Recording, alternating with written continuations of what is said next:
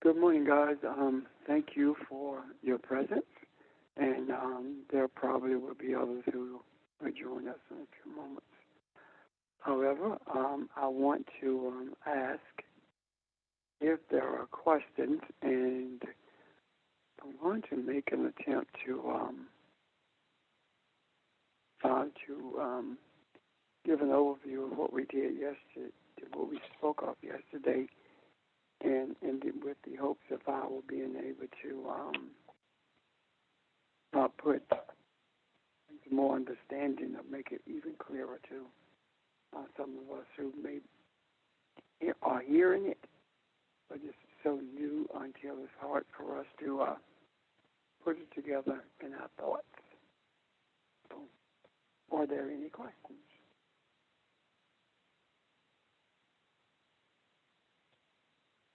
I have a question, Rip. Okay, Charlie. My question is, you know how people said they going to heaven, they going to heaven, they going to heaven.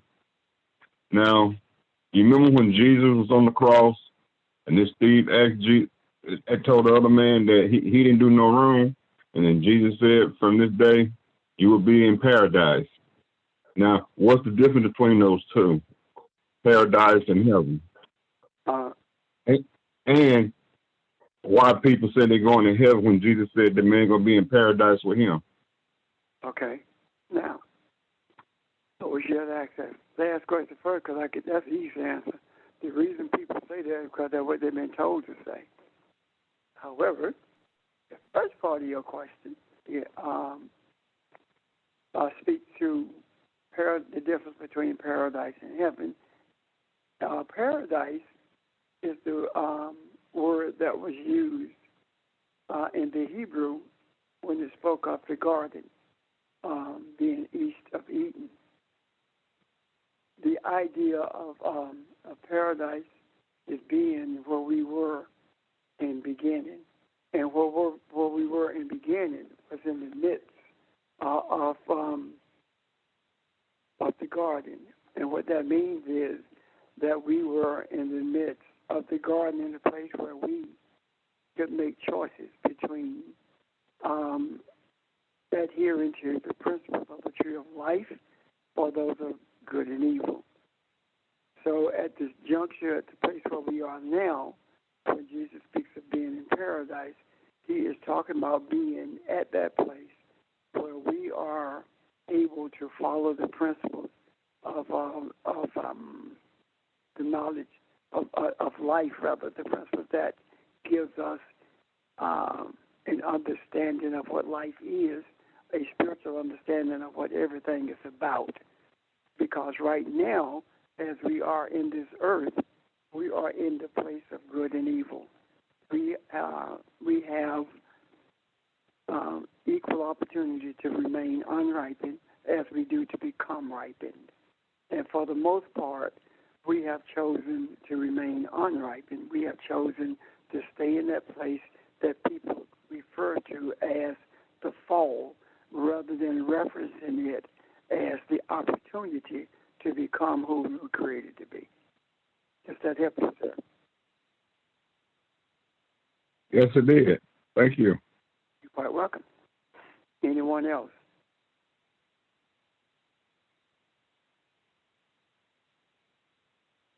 Okay. Yesterday, we were talking about we're talking from the first chapter of Mark, I think it is, verses 29, 30 maybe. But anyway, what we were talking about was Peter's mother-in-law. And speaking of that, we got into an in-depth discussion about the synagogue. And in doing so, we did not speak that much about the temple. And we spoke in depth about what occurred in the synagogue. And in speaking of it, it left us with questions about the inception of it and the rules that were made surrounding who was able to enter the synagogue. and that's referring to male-female entrances. However, before we get to that portion of the discussion, I want to make sure that we have an overall clarity on the difference between the two. Now, when Nick made reference to the synagogue coming from a German word that we get school from, that is a very, very clear picture of what the synagogue is. So all of us know what a school is, and we know what a church is. So when we speak of temple, it is a type of church in the minds of, in the way we understand things. The temple was the place where the priests made sacrifices that were brought to the temple by the population during a certain period in the year. They did not come to the temple every week to make sacrifices. However, the ones who made the sacrifices were the priests. And the priests were making the sacrifices on behalf of the sins of the people, and the people were bringing animals for the priests to make blood offerings for their indiscretions. Now, let's put a pin in that portion of it. The scripture clearly tells us that Yahweh says that it never required a blood offering or a sacrifice. And the question becomes, so why did they do it? They did it because they made a decision to do that, to make those blood sacrifices. Why were they accepted? Because in the depths of their heart, they thought they were doing the right thing. So mercy allowed that to continue until it got out of hand. When it got out of hand, that's when Jesus came in bodily form and brought those animal sacrifices to an end. How did he bring them to an end? After Jesus had come into this earth and was crucified and resurrected, the temple was destroyed. And once the temple was destroyed, there were no animal sacrifices made. And until this day, there are none made because there's no temple. Why is there not a temple? With all of the finances that those who are adherents to Judaism have, why is there not a temple? It has to be because the Creator is not going to allow it to be reconstructed. If it was because of money, it would have been done because the resources are there financially as well as the materials. Yet it has not been done. During the time of the temple, the priests were the ones who made sacrifices. However, the high priest was the one who went into the place of the Holy of Holies and made the sacrifice for the whole nation on the Ark of the Covenant, and laid his hand on the scapegoat, which means that was the goat who was to take upon it the sins of the nation, and they drove it off into the wilderness. In the synagogue, there was is where the teachings took place, and they were erected because of Israel, because of the Hebrews being in captivity and being in a place where there was not a temple. So in order to keep the people abreast of who they were, the priests taught in the temple. In the synagogue. And in teaching in the synagogue, That's where they were called rabbis. Rabbis were the ones who taught the people because it's simply a word for teacher. However, the ones who were called priests were the ones who were the mediators between the nation and the Creator. During that period of the temple,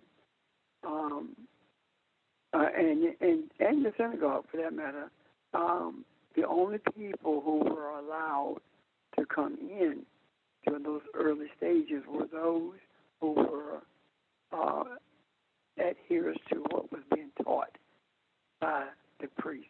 In other words, you had to be, in our today's vernacular, you had to be a member of the Jewish community in order for you to be accepted into the synagogue or on the temple ground. And the bottom line is this: the temple was the place where sacrifices were made as well as worship, and the synagogue was the school where people were taught. If we use it in the vernacular that we are familiar with, we would be saying the church was the temple, and the school where we get our academic. The synagogue was the school where we got academic training. Yet the academic training was not done in the synagogue. It was the teachings of the scriptures. As a matter of fact, in the beginning of all schools, they were for the purpose of understanding the relationship that we have with the Creator, as opposed to being purpose for a secular education. Any questions about that before I move on? Yes. Good morning, Pat. I'm sorry. Go ahead. I'll yield. Go ahead. No, George. Go ahead. Pat, I just had a question, in terms of the vernacular, you're speaking in reference to the priest and the high priest. I know that in some readings it talked about the Sadducees and the Pharisees. Is that the difference in terms of those who were speaking on behalf of the high priest or those who were in a so-called higher status? What is your understanding in terms of the differential between the Sadducees and the Pharisees? The Sadducees and the Pharisees were the order of the priesthood, and they had different beliefs. I always get these mixed up, but the Sadducees believed that there was one believed that there was life after death with no reincarnation. I think it is, and that was the Sadducees, I think. And the Pharisees believed that once you were dead, you did not return to reincarnation or something like that. But they both of them were of the priestly order. The ones who were not of the priestly order were the scribes, and they were the chroniclers for the priests, the secretaries for the priests. They were the ones who wrote the laws that the priest instituted or the policies that the priest instituted. Okay, thank you. Thank you. Bob? Thank you. My question relates to something you said about the temple and physically right now, the Dome of the Rock, which is a Muslim shrine, is on the space of the original second temple that was built. And so while Jewish people go to the Western Wall, the Wailing Wall, which is outside of that area, to pray, since the coming of the Christ, the question is there going to be a third temple, or is that third temple more spiritual than physical? Because there are some people who are still looking for a third temple to be physically built. That third temple is totally spiritual. We are that temple. We are all of that. by that is we are the temple, we are the synagogue, we are everything that the Creator brought into existence. We are it spiritually. So it is an internal thing when we enter the place of the Holy of Holies. What we talk when we talk about quieting ourselves to meditate, we are entering the Holy of Holies, which is a place that's deep within us. When we have this desire to understand what we're actually saying, it is at that point that we are exercising what the synagogue stood for, and that is for the teaching of, for the giving rather, of an understanding of the wisdom of the Scriptures. So all of that is Scripture. As a matter of fact, as we speak now, that's what we are doing. Every time we meet, we are as entering the temple, because the temple is also the place of worship, and worship means to submit. So what we are doing is submitting. The one who is speaking or teaching or doing the explanations, that one is submitting to the voice of the Creator in order to receive the words to deliver. And those who are receiving, being submissive to the words that are being taught, and they're being submissive to the desires that they have for understanding. Yeah, is that the response to what you were raising, Barbara? Yes, sir, it is. Because for a lot of us, not just in religion, but it's just an example of our seeking physical, the presence of physical things, when the key is that, again, everything is built, the physical manifests from the spiritual. And so we're not going to necessarily go back to having a physical entity because what we believe is so much larger than the illusion of what that physical entity means. Absolutely. Well, see, what happened with the synagogues is that they were structured because while they were in captivity, while the Hebrews were in captivity, they were being taught in houses, in people's homes, with the crowd large, and that's why they erected that building for the purpose of assembling. Really, the Greek word of synagogue means to gather, to assemble, and that right now, what we have been shown or are being shown by the Creator is that buildings are not sacred. Sacred is your desire. As a matter of fact, it is sacrilegious to apply sacredness to a physical structure, because as the word says, I will not live in buildings, I will live in the hearts of men. Know ye not that your body is the temple of the Holy Ghost?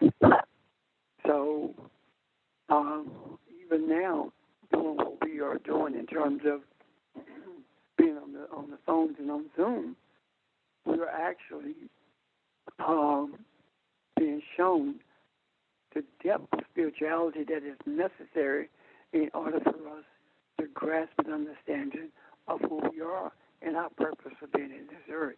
It does not mean that we won't ever go back to a physical place, but when we do go back to that physical place, it will be with a different attitude. All this stuff about the pulpit is holy ground, the communion table is holy ground, those kinds of things. Well, we were away from those things anyway, but hopefully there are those on this phone who will not now they understand the difference.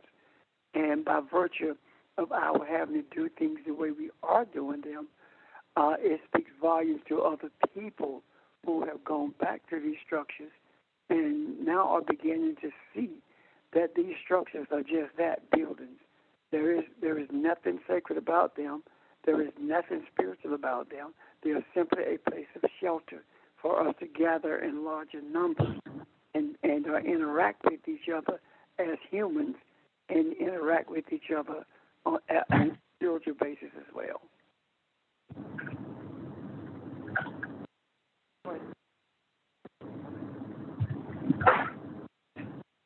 Would you, unless you're about to raise a question, would you mute your phone, please? Thank you. I'll make a statement. Barbara, does that help? Yeah, so what makes whatever sacred is mankind understanding that it is sacred. Absolutely. Absolutely. And we know that. From the depths of our soul, we know that. Because we are talking about the sacredness of life. Yet, we place a building, the sacredness of a building above the sacredness of life. That building is not sacred at all. And what happens is people embrace the building to such a depth. They embrace that sacredness that they believe that building has to such a depth that they forget to embrace people with a sense of sacredness. The only thing we really use the word the sanctity of life is when somebody is killed, or when we're trying to make a case about infringing upon somebody's right to choose to have an abortion or not to choose.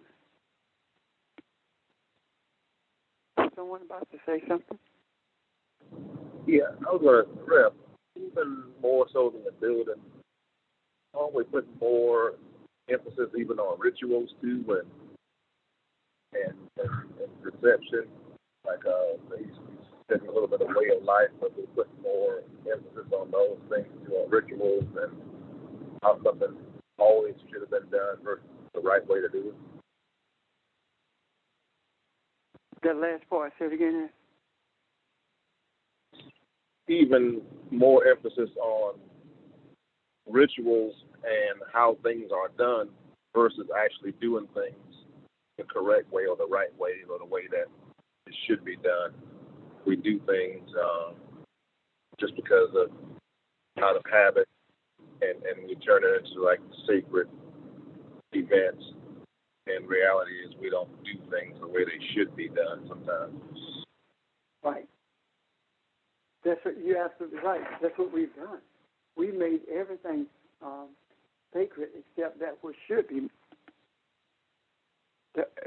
be sacred, you know?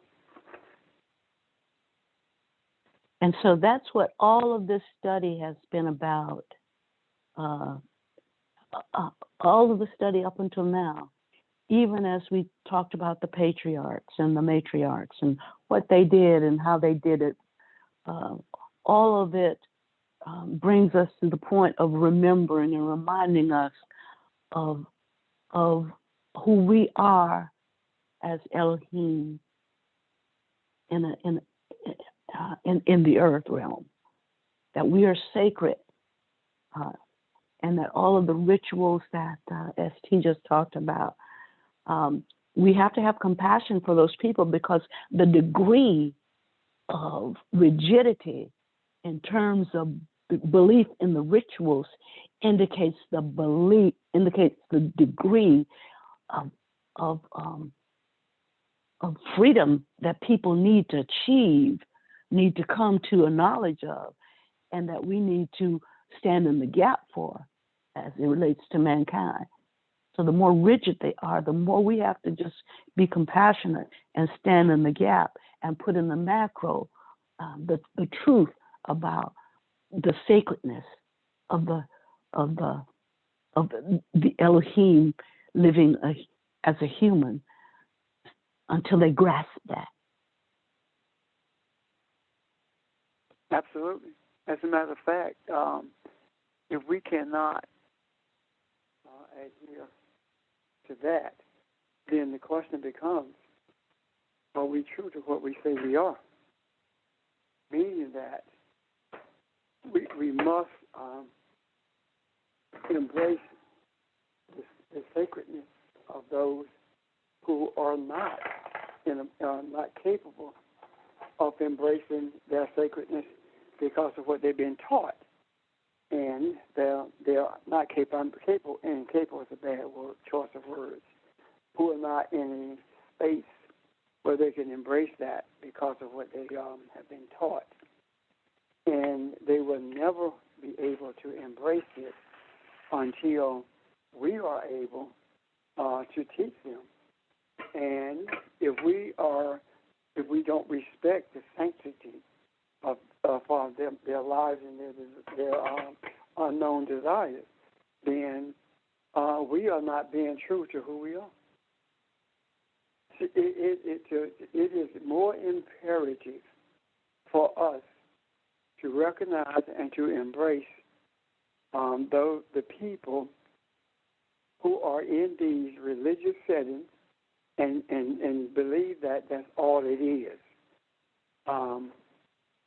I do believe that there is going to be a tremendous falling away at the end of this pandemic, where people are going to come together, but they're going to be in search of more than what they are experiencing in those different places.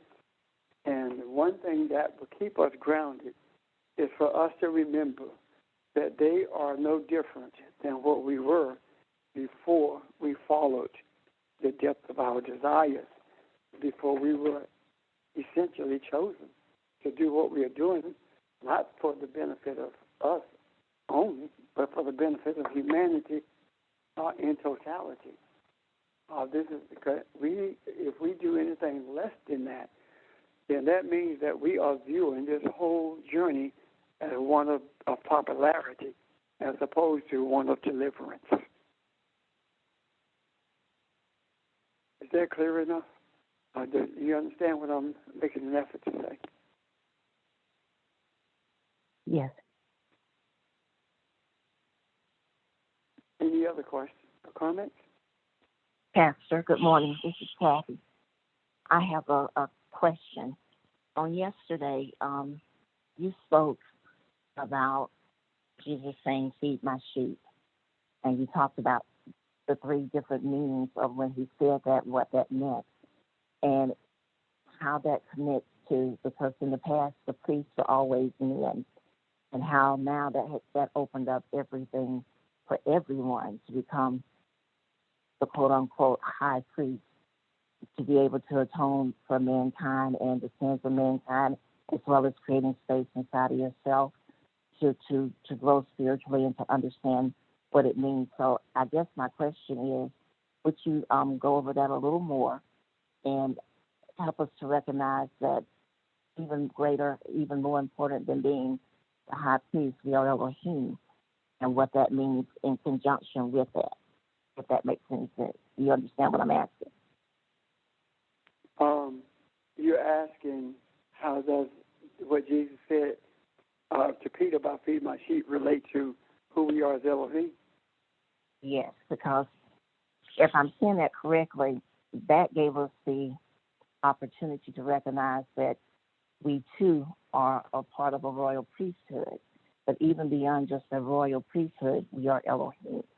And I'm wanting to draw the parallel there, understanding that, wrapping my mind around that. Okay, I'm part of a royal priesthood, a holy nation. I understand that, but as a part of that holy nation, I too am Elohim.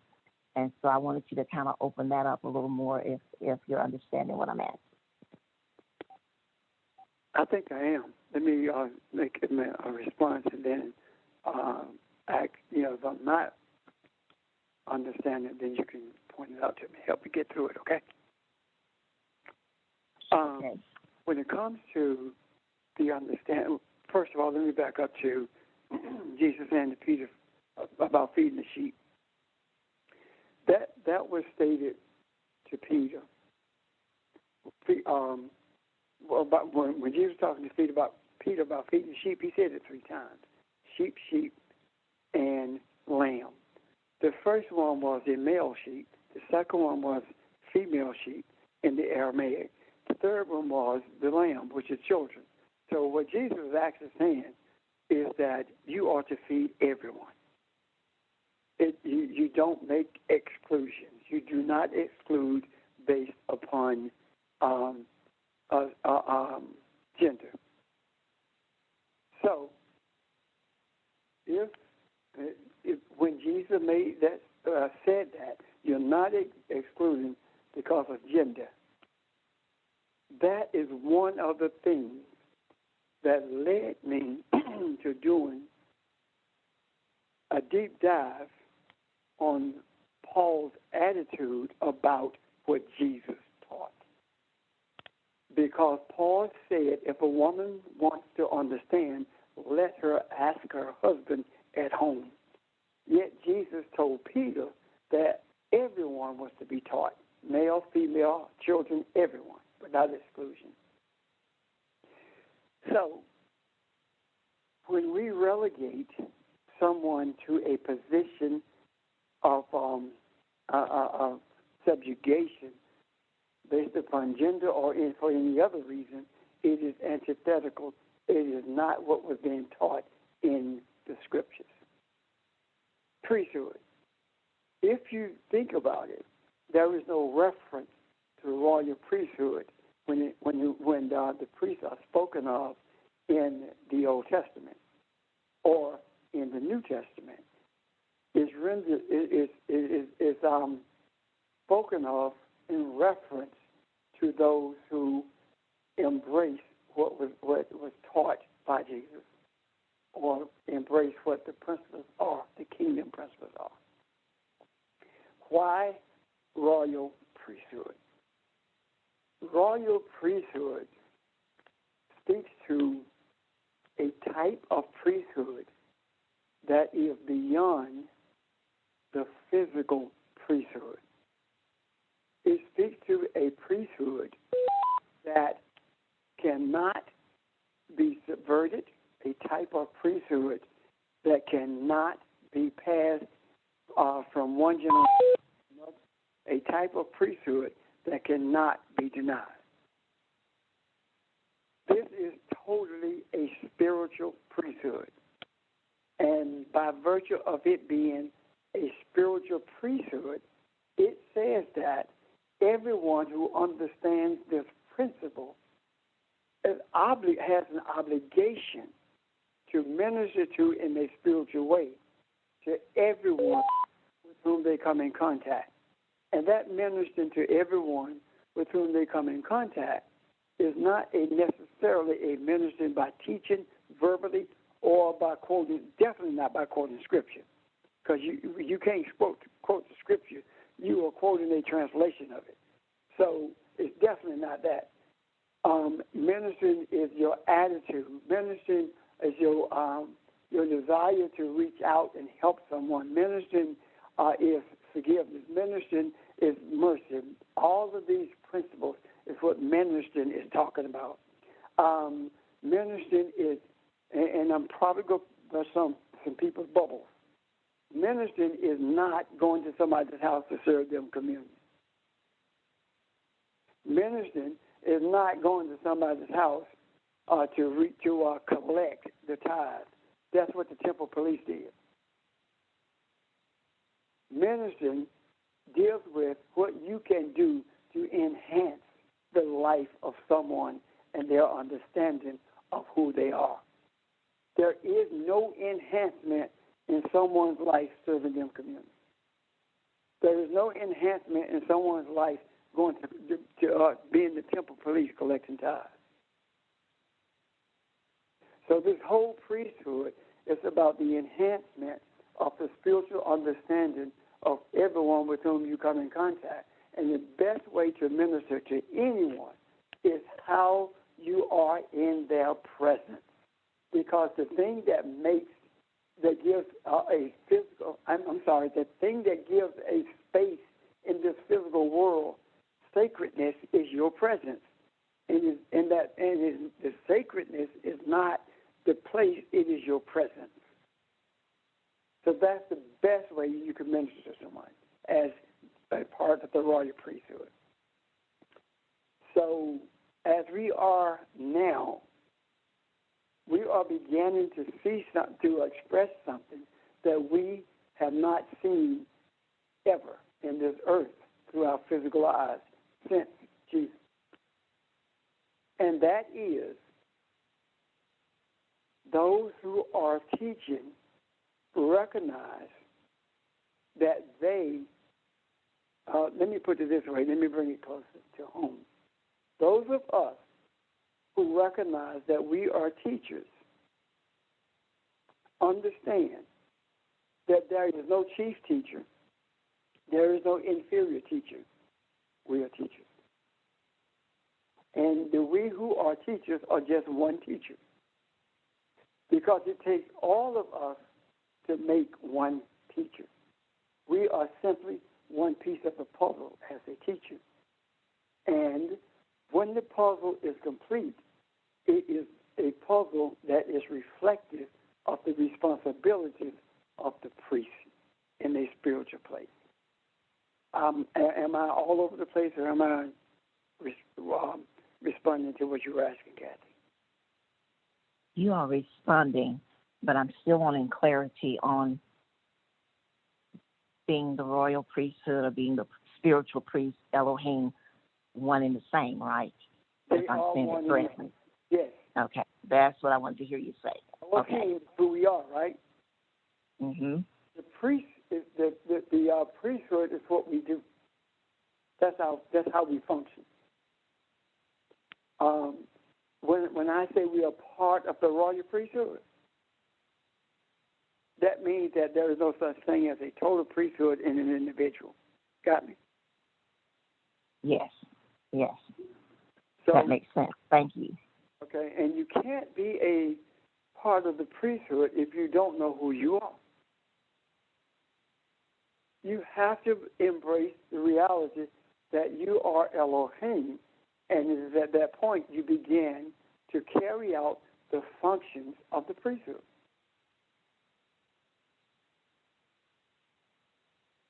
Any questions about that?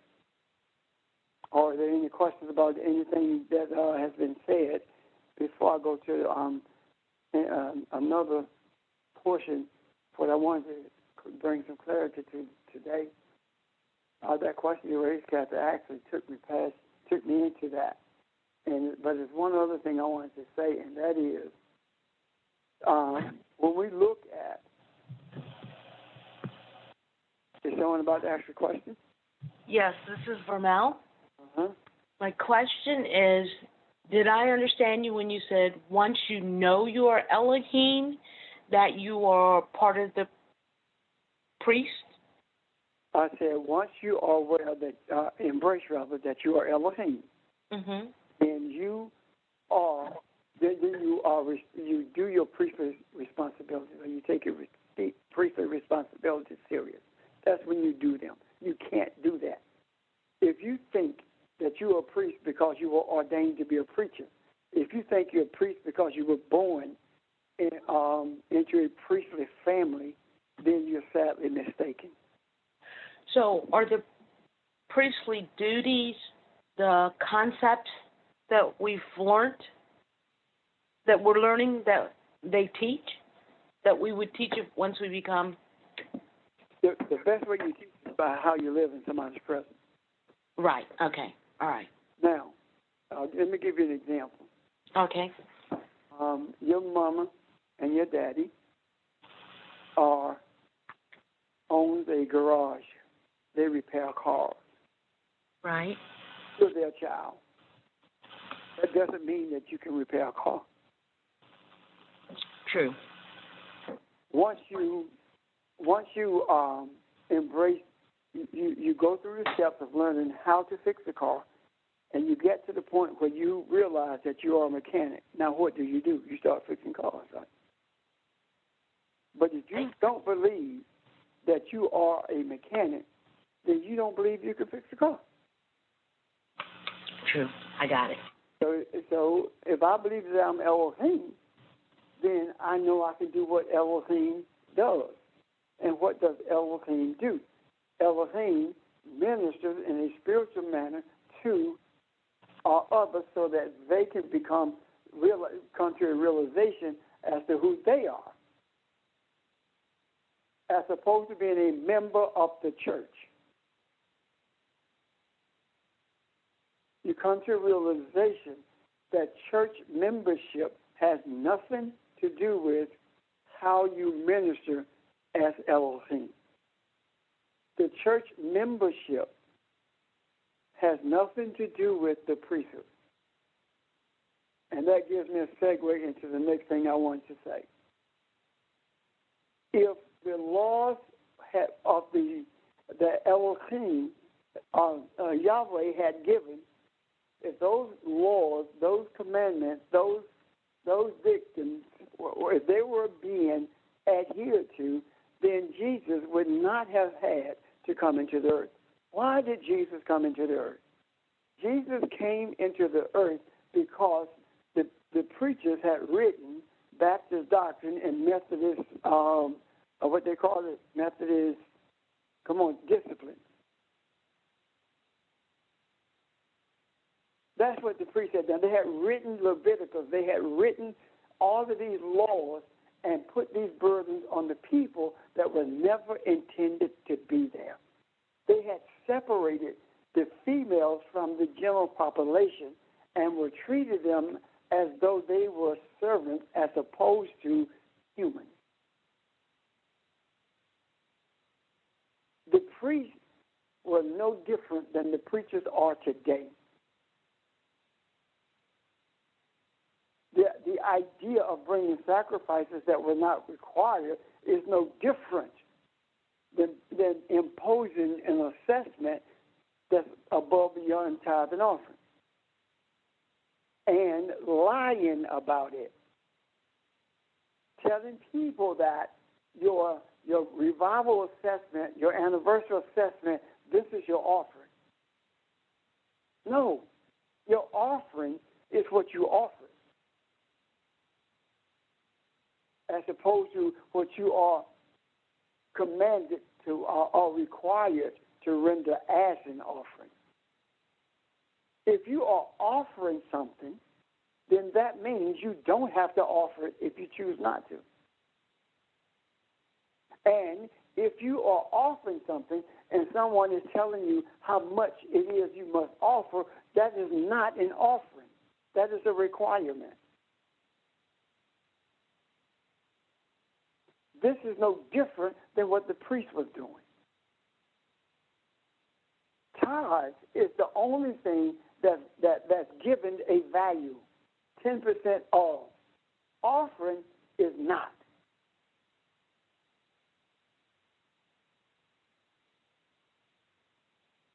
Does that make sense to you guys? Yes. Yeah, yeah. So, could you repeat we are that? in a corrupt priesthood. Yesterday, after we had talked about Pastor, excuse me. Someone asked if you could repeat that. About okay. tithes. Okay, thank you. And let me, here's what Barbara just did. Please understand, you have the freedom to do that. If I or any one of us did not hear or keep talking, please, let us know so we can reiterate it. Okay. What I said is that there is a difference. The offering is what you are offering. It's that if I say tithe and offering, then if you choose to make that offering, then it's what you decide it is. In other words, you can offer 2 cents or $200 or $20. That's your offering. Now, if I tell you that your offering has to be $500 or $25 or $50 for the revival or whatever, that's not an offering. That's a requirement. And if you don't meet that requirement, you are going to have your name listed and passed out to everyone with zeros next to it. That's not an offering. The tithe is quantified. It's 10% of. That's the requirement from the scriptures. The offering is out of your generosity. So if your tithe is whatever, let's say that your tithe is $200. If you make an offering of $2 or $20, that's up to you. Is that clear? Or do you want me to repeat it again? Anyone, whomever it was that asked me to repeat. It's clear. It's clear. Thank you. Okay. All righty. Anyone else? Any other questions? Comments? Well, John. Oh, okay, go ahead. Who was that? Yeah, I do. Was that someone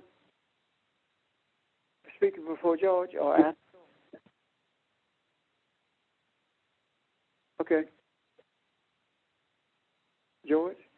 Yeah, Pastor, you were doing your teaching. You talked about 1 Corinthians, the 3rd chapter, 16 and 17. Know ye not that your body is the temple of the Holy Ghost, and the Spirit of God dwells within you?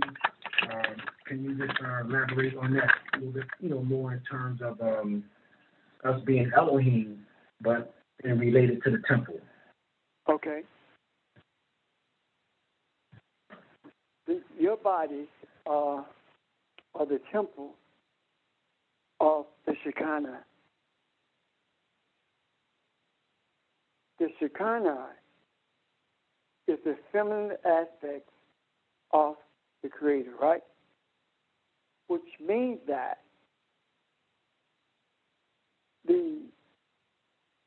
we should know that the mechanism for spiritual birth lives within this body that we are in. We have both the seed and the womb. We are we are the entity that lives in this body. We can cause this body to reproduce, but more importantly, we are capable of reproducing spiritually regardless of the body that we're in. A physical body that is masculine cannot give birth to a baby.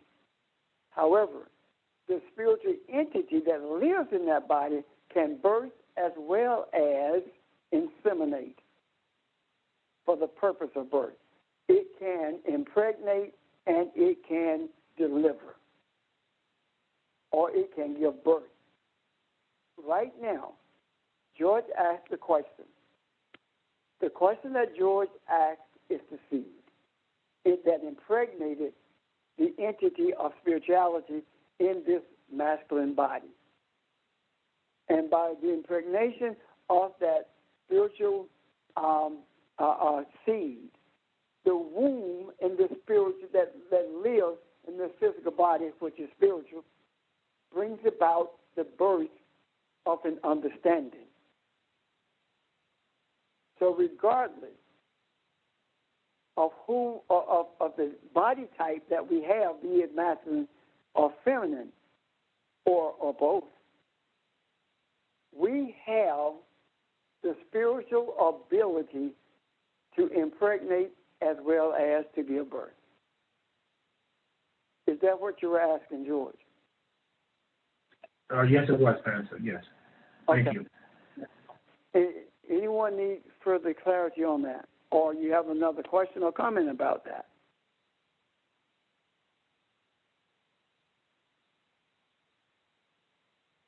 Any questions about anything else or comments? this is Barbara.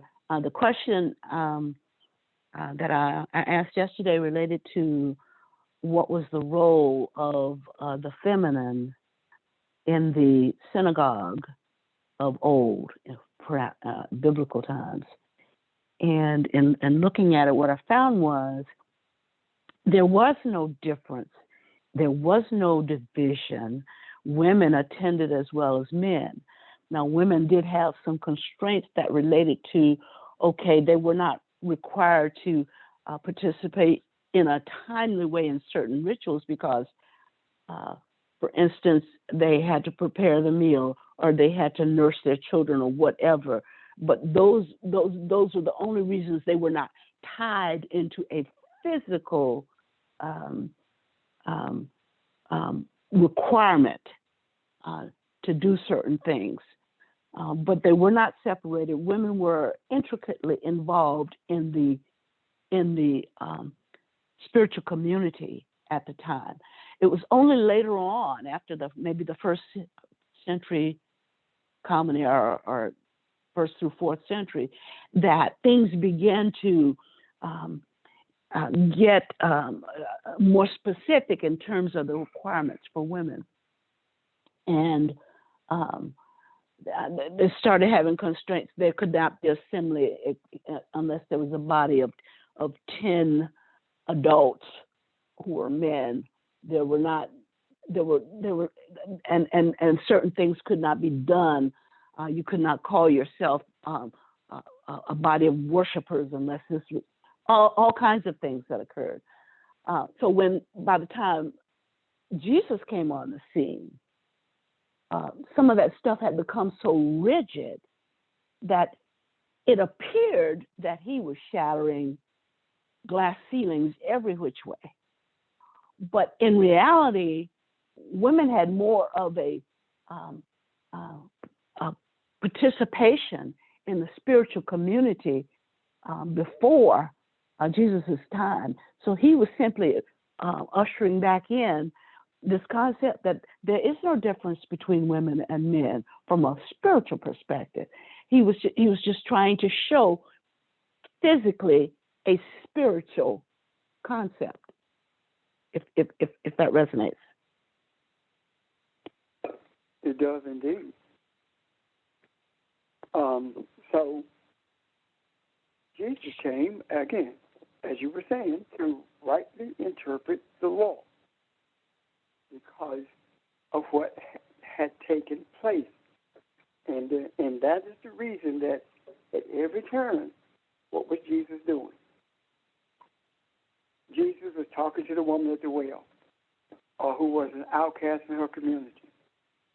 Jesus was pronouncing the wholeness of a woman who he had no physical or biological contact with until that moment. He was shattering all of the laws that the priests had written in Leviticus. And to this day, there are preachers who live by the Levitican law and swear that they are living by the concept that Jesus taught. You cannot live by the Levitican law and disallow a woman to teach men. You cannot live by the law that Jesus taught and disallow women to teach men.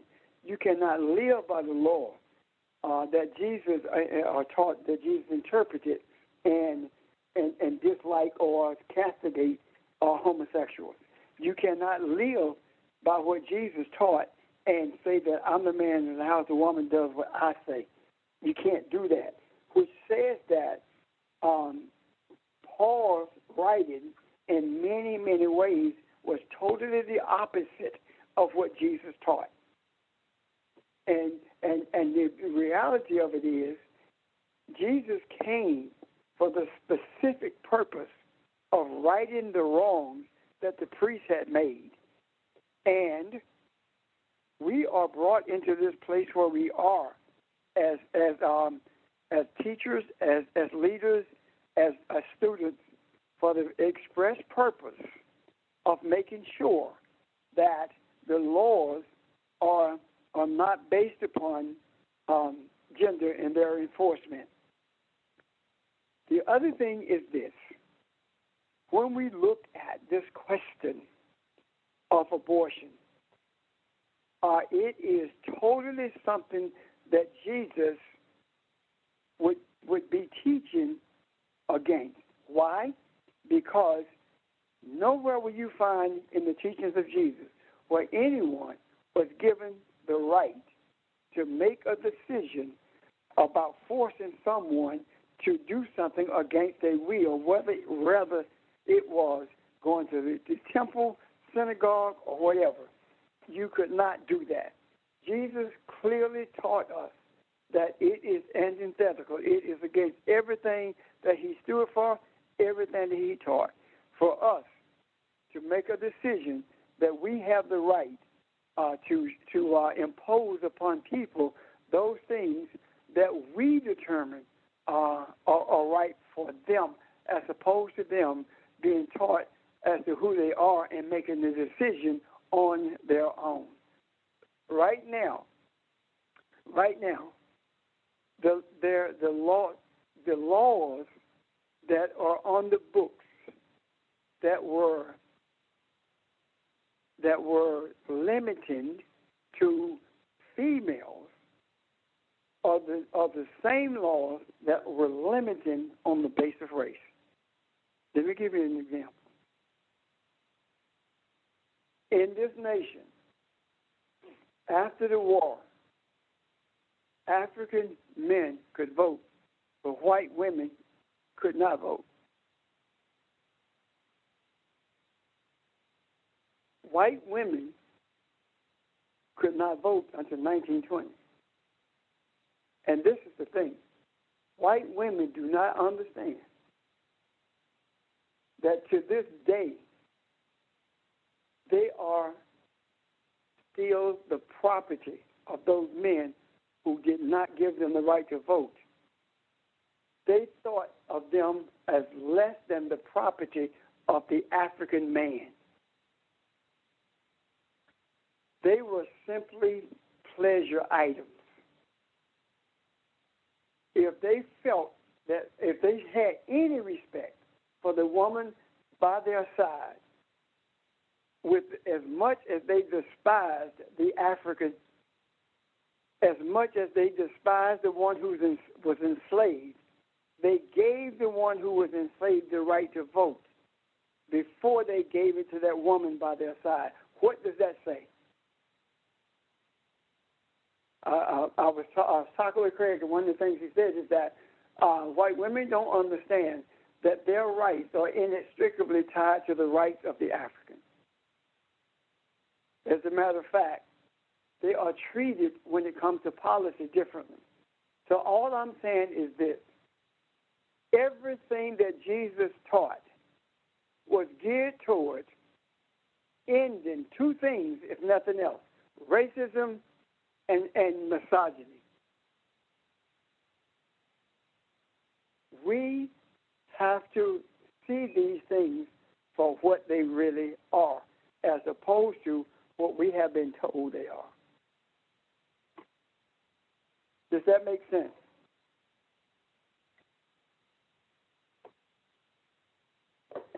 To this day, the female in that Jewish synagogue does not sit with the male in traditional synagogues.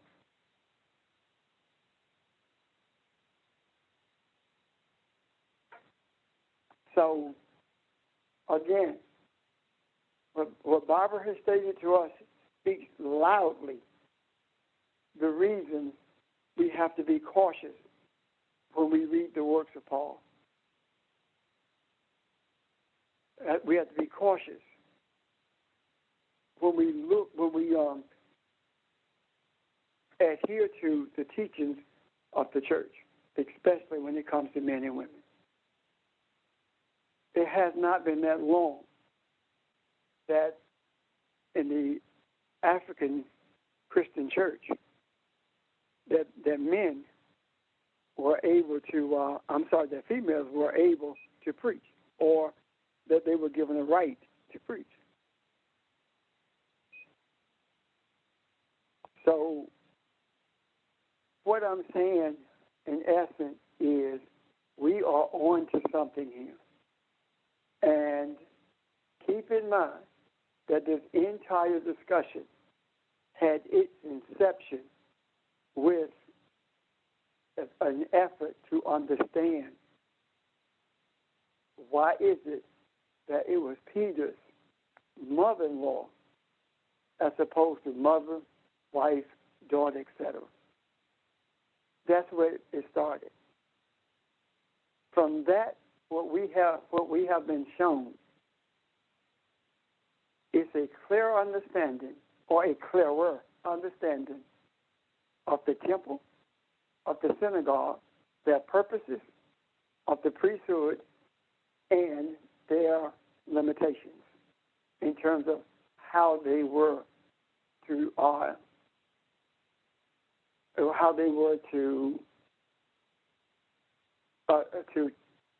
take care of their responsibilities and obligations, and how limited they were into doing things simply because they wanted to.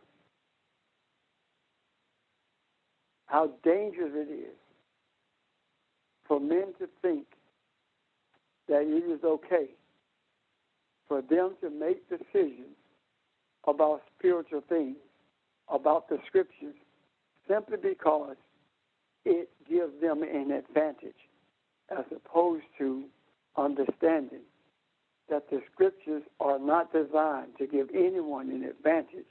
It's simply to give us a mirror so we can see who we are.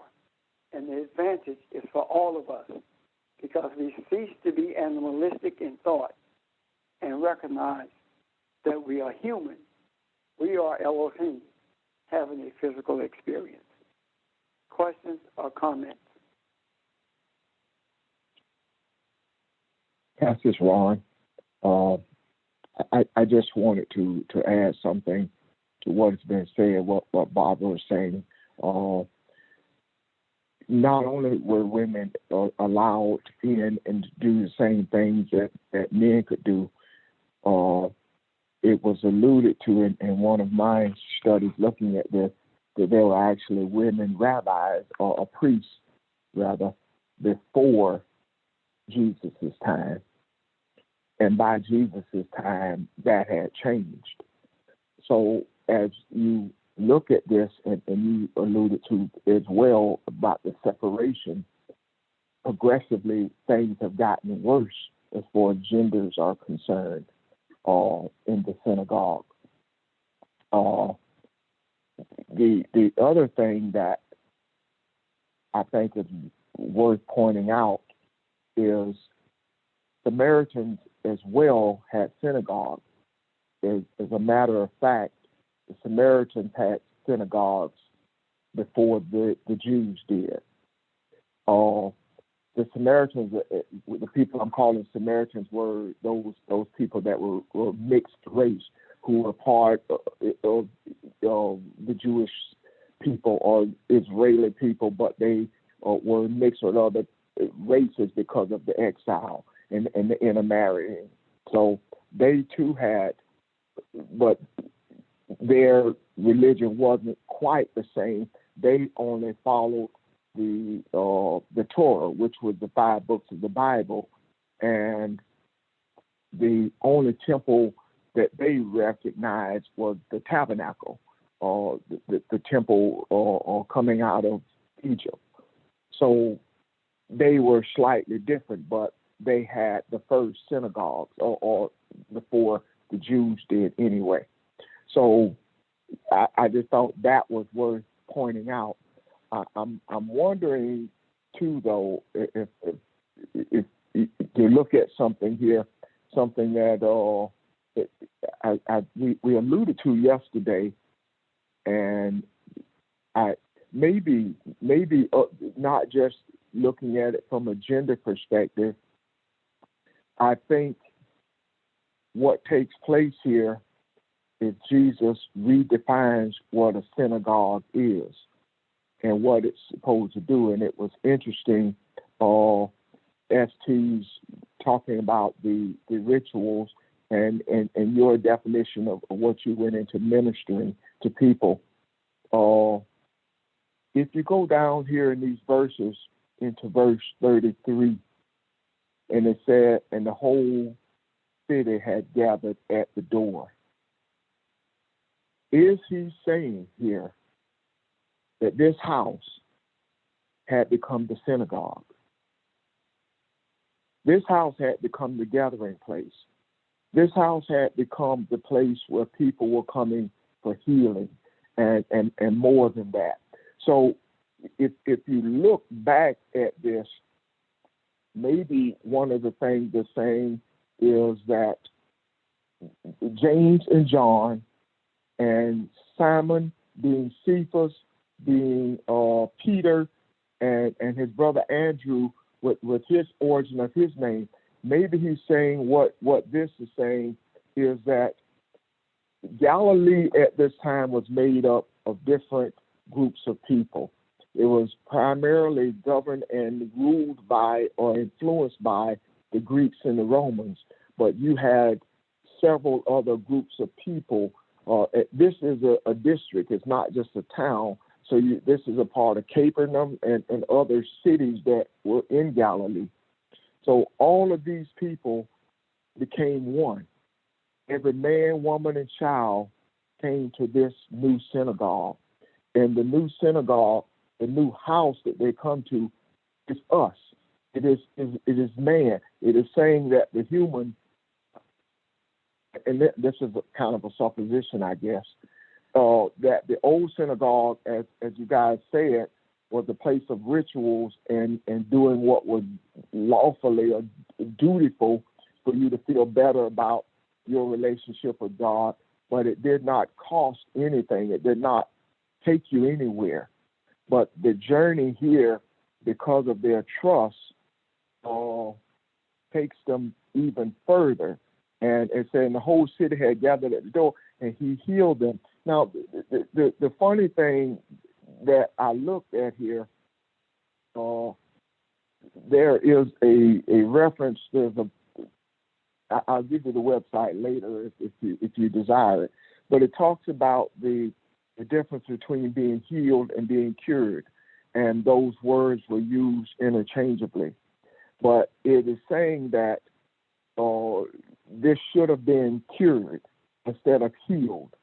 The cured talks about to shield something or protect something, or it talks about to set something free or to be free. And healed, to me, is just as powerful, because healed talks about to restore something.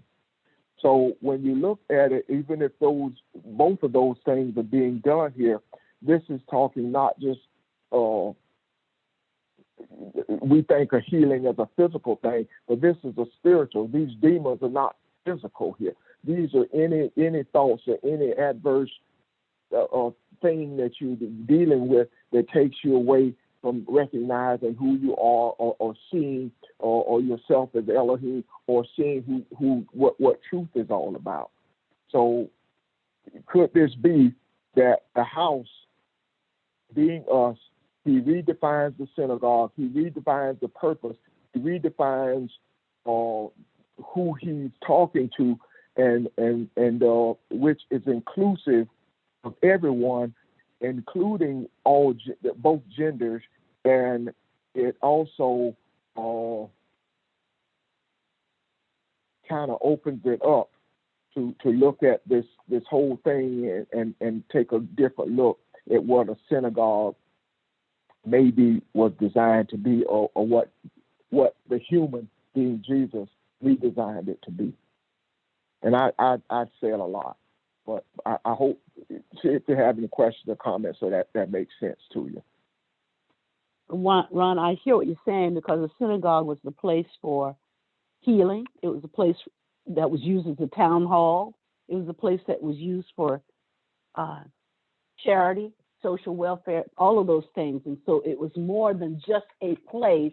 It was more about what it accomplished, or what it could accomplish, or what it should accomplish, or how it should minister, if you will, to the occupants of that particular city. So, and see, the thing is, they came to him in the evening, meaning they weren't at the darkest point because he was there. So they came because they saw light. It was before dark, but they saw light, and they came to him in this time, and he healed them. And the thing that points out to me this shield of protection part is when Pastor said mother-in-law means a wall of protection. So all of these things are tied together. He immediately comes out of the place of rituals and that has no healing or no curing in it, and he comes into a place where if this woman has attached herself to this, who is willing to be a part of truth, is willing to bring balance to what truth is trying to open up here, and it doesn't matter who she is. It doesn't matter if she's Jew or Gentile. It doesn't matter if she's his mother or his sister-in-law or his mother-in-law. It only matters that she's a willing participant. And that opens the door for all this other stuff that takes place. But not only a willing participant, here is a woman who is sick of the fever. Now, when I think about fever, anything can cause a fever. But you'll remember that women who were having their periods or women who just given birth, all of those were considered unclean for a period of time, could not even approach the synagogue. Jesus didn't know, well, I'm just saying, this woman had a fever. Instead of denying her, went directly to her, ministered to her, did what was required and needed to lift her up. So, this was radical for his period. Exactly. And her waiting on them, as we described yesterday, she is an active participant here. And again, this is spiritual. This is all spiritual. But this is laid out beautifully. If you look at all of this takes place after they leave the synagogue. So if we being synagogues, we are, as you have already said, Bob and Pastor said, and everybody else, we just, in my attempt to pull part of this together anyway, we are opening up truth. We're redefining what the purpose of this house is about, this body. It's not about any physical thing that or any rituals that we seem to follow or collecting stuff in the earth. It's all about gaining truth and expressing that truth in the earth to bring about enlightenment. And that, it may be oversimplifying things, but it's just a lot in these verses to me. You're not oversimplifying it. It is necessary to make it simple. Because with me, the simplification is great understanding. But that speaks to also what you and Barbara were talking about is the whole reason and purpose for education during that period. Education was for the deification of man. And the deification of man comes through what? Understanding who you are. It comes through healing, being made whole, being cured, all the things that you've mentioned there. And all the things that took place are a part of the deification of man. And the deification of man comes through salvation. And salvation simply awakens your soul. It delivers you from the shackles of this world and awakens your soul.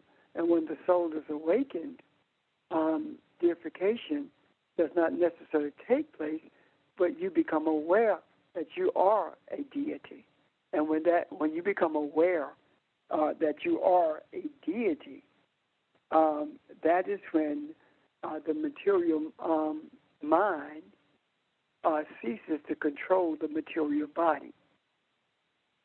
That is when the soul becomes the thought center for the material body. And that in itself is what gives the spiritual entity the physical experience. I'm done. Okay. Yeah, that ties it up. Questions or comments, y'all? Here is something else I'm trying to see here and pull together, and I need some y'all to look at this. These demons. This is a spiritual thing. It says he did not permit them to speak because they knew who he was. I am saying this speaks to what we're doing now, meaning we talk about putting things in the macro. There are things in the universe out there that may have some type of authority over man that doesn't need to, spiritual entities or thoughts that need straightening out, that need to be unraveled so they're not confusing anymore. And some of the times we talk, and as we've always said, we don't go out searching for lessons, it comes to us. So that lesson comes to you because it is what mankind needs. And if you notice in the last few weeks how involved everybody has become in our explanations. So it speaks to the oneness that Pastor alluded to before. We are one teacher, and it is that one voice that speaks not to, but above the demons, above the confusion, above the darkness, and brings clarity to it. And so what he's saying here is it's not time for that, but the time is now. The unraveling is now. The time to bring that enlightenment and end the confusion is now. And that is why you, Pastor, said on yesterday, I don't remember the exact words, but how religion is losing its power, its focus. So does anybody else see that indifferent? Anybody else want to speak to this a little bit? Yeah, I just in the verse 30. Since you said that, the demons that we are dealing with today, some of them include everything that we're hearing about the white supremacists and what they're espousing, or the Trumpers and what they're espousing in terms of what our relationship should be to other people, Muslims, other people who are different from Europeans. All of that is demonic to me. And so those are some of the powers that we are wrestling with. But the power that we wrestle with is mightier, and that's what we seed the macro with. We seed the macro with truth, so that regardless of what things look like, regardless what the demonic voices sound like, we know that we've seeded truth, and truth is going to be birthed. If we know we've seeded truth, truth will be birthed, regardless of the wails that we hear in the interim, the hollering, the screaming, whatever the noise is, that's anti-truth. Truth will be birthed. And Bob, I'm gonna tell you what I just heard you say, and tell me if I'm wrong. Truth will be birthed, and the wrestling then is if truth is that strong that it will be birthed.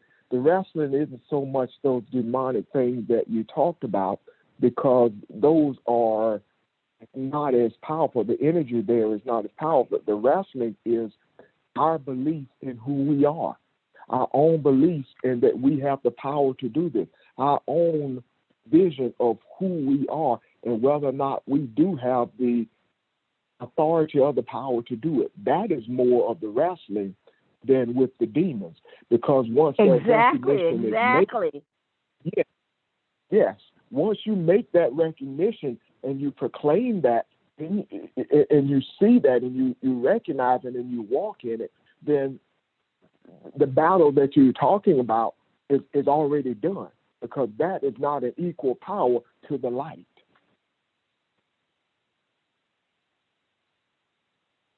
Exactly right. I only use wrestling because so many of us have felt this pulling, but we got to understand that we don't have to.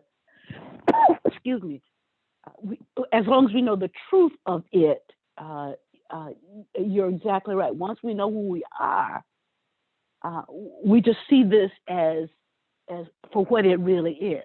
This is chaos. This is confusion at that level. But it doesn't have to be confusion at our level, because we know who we are and we know what the truth is. Amen. Yes.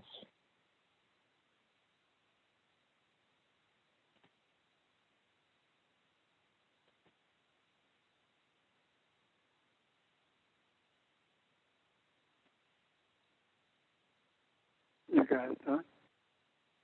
So I guess we need to say like Jesus. We need to just say, be quiet. Be quiet and expect it. Because I'm a lot during the course of this discussion. I mean, the thoughts that are flowing through me are thoughts of what it means to be that deity. It doesn't mean that everything is balanced or everything is where it's supposed to be. It means that you recognize that it's not. And being a deity means that when you recognize that things are not what they're supposed to be, when you recognize that things are not what they're supposed to be, being a deity means that you move to correct them. Why? Because that we are one yet many. We are monotheistic in nature, yet we are many. So if I recognize as by being a deity that things are not right, that means that the imbalance is not just with me. So when I move to correct that, then not am I only moving the essence of who I am, not only am I moving the soul that I am, what I'm moving is the entirety of divinity. You can't move in a righteous way without moving and creating an upheaval with everything that's divine. When we talk about the exposure of what needs to be changed, what we are actually talking about is there is a rumbling in me, and I'm not settled with what I'm experiencing, because what I'm experiencing is not righteousness. And by virtue of me being a deity, I cannot be settled with unrighteousness. So when I began to move so that I can be the righteous entity that I'm created to be, there is an upheaval everywhere, because the deified spirit of humanity is everywhere, and it is everything. So when I move to bring about righteousness, the weather changes, and the weather patterns become more dangerous, because now that I'm moving them, they are being moved back into place, and the stronger they become, it means the more the gatherings are, so I can put them back in place where they are supposed to be. And we have interludes with the weather patterns being what they're supposed to be and then worse than what they're supposed to be, because it is a shifting that's taking place, and it doesn't take place all at once because there is a resistance to it. And if we take that and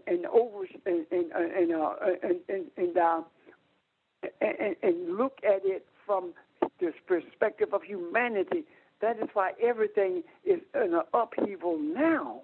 We get it. It's like having you being on your back and someone covering you up with leaves, and you rise up to your knees, and the leaves begin to fall off. And the day that you stand, all the leaves are back where they're supposed to be on the ground. That's where we are in this upheaval. That is the reason there is a Joe Manchin, because he is a part of the resistance. And that is the reason there is a Joe Biden, because he's more concerned about the legacy of giving people money than the legacy of bringing people to a place of deliverance. This upheaval is taking place. That's what happens when we are deified. When we feel like something is wrong with me because I'm not able to be what I'm supposed to be. No, you are everything you're supposed to be. When you get dismayed, that's a part of the struggle.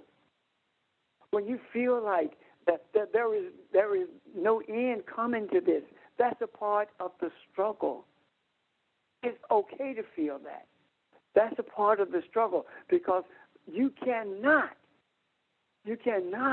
move the dirt without getting in the dirt. You cannot create righteousness without going where unrighteousness is. It is the divine presence of the you that brings about the upheaval as well as the righteousness. It is not as like it is in the physical realm. Whether in the physical realm we reach out and make an attempt to change things and bring order around us. There is no order in the spiritual realm at all unless there's order available to everyone. I can't bring order for Foundation, Grading Faith, my night class, those people on the phone. I can't bring order to you without bringing disorder to you. You have to know what's out of order in order to put it in order. That's what divinity is about. That's who Elohim is. Look at the provocative nature of creation. Look at how unsettling it appears to be. And the darkness covered the deep. And the deep speaks of chaos. Look at the chaotic manner of creation. And out of that chaos came order. But the only way order came out of the chaos is because the entity to bring the order was in the midst of the chaos. And the light separated from the darkness. The light was called out of the darkness. Why? When the light comes out of the darkness, it's not the thing that we call darkness is no longer chaotic. Why? The light has brought balance to it, so now it can step away and bring balance to everything else. That's where we are. We are still at beginning. And right now, we're at that place where the darkness is no longer covering the deep. We're at the place now of bringing the creative entities in this realm into order. We're separating the darkness from the light. What are we talking about?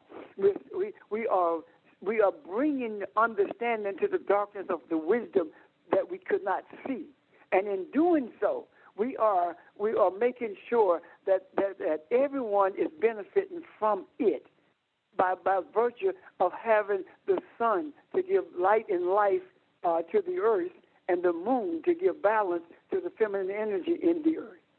All of these things we are bringing into being, and as we do that, we are seeing how now that we must bring order to the earth's physicality in order for us to have order within ourselves, because the earth's physicality has has an influence on the physical bodies that we live in. So when we bring order to the earth and bring it to out of the space of chaos, now our bodies are being brought to order. Now who's doing all this bringing to order?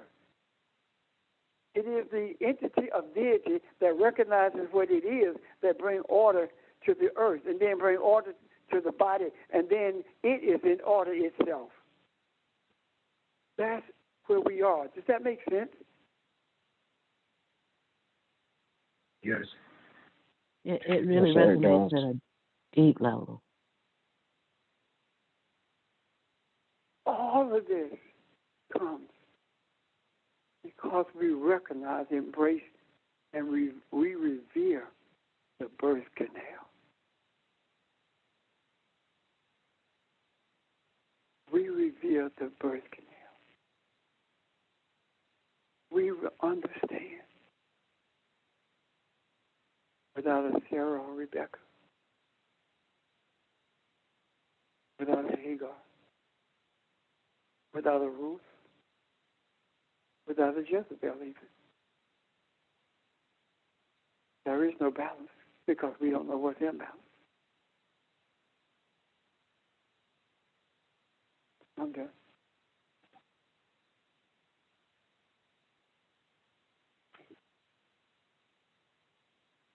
If I may, there's something I forgot to say.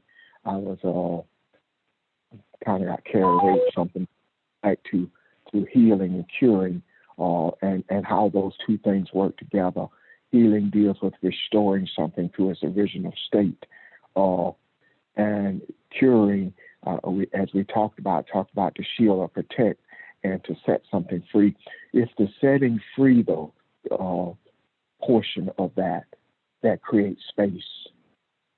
That's creating a space. You are separated, or your thoughts are free from what had you in bondage. That thread of confusion that had you all knotted up you've been released from. So it creates that space for you to be it. And we talked about that. We talked about wholeness and what that means. So I just thought that was important to look at. You don't, in your quest for truth, and you don't get away from holiness. So in other words, it keeps going. The energy feeds the energy, and it keeps going, and it waxes stronger, and it waxes to a wider place, a bigger place of awareness as to who you are. So that's I thought was worth pointing out. One other thing that I thought was important, something that Pastor and Barbara said. I can't remember who. Well, Barbara mentioned something. She talked about white supremacists, and we talked about Trump and the demons and the evilness of this stuff. And we got into that with the thought of recognizing who we are and everything that goes with that, which is what Pastor went into. Let us always be reminded that our history started long before there was an America, because it is embedded in us. It has been drilled in us, in our DNA. That fear that we are less than, that fear that we can always be treated a certain way, we can be killed at a moment's notice. But your DNA starts with your spiritual identity and who we are. So when we talk about these demons that it talks about in this verse here, in verse 34, the Trumps or the white supremacists are operating on these demons. So take your focus off the people. The people are not who we're fighting. It's these thoughts of confusion and darkness that has them in check that we're fighting. And we know that we're stronger than the demons. We know that we're stronger than that. We know that the light is no match for them, for that kind of power. So that is why, again, it is so important that we put this out in the macro. And it'll as we do this, the time will come when those things are redefined. And it is also important that we know that we do have the power to not only heal, but to cure. So all these things that we're putting out there, and tomorrow when we go on at 6 o'clock, I won't be able to remember a lot of this, but it's in here. I got it, and we all do. So that's what we hold on to, okay? Look at who you are and hold on to that. I'm done. Thank you.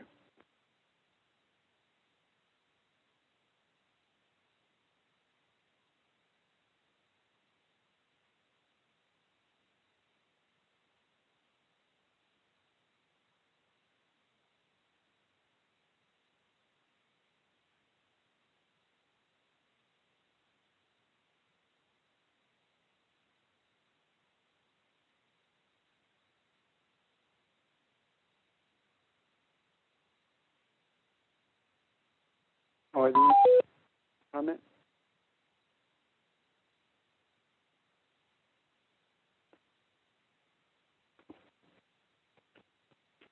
No question, no comment? And we will see each other tomorrow evening. If you have any questions prior to that, please write them down or send them through text or email to one of us. Thank you. Thank you. All right. Talk to you tomorrow. Bye.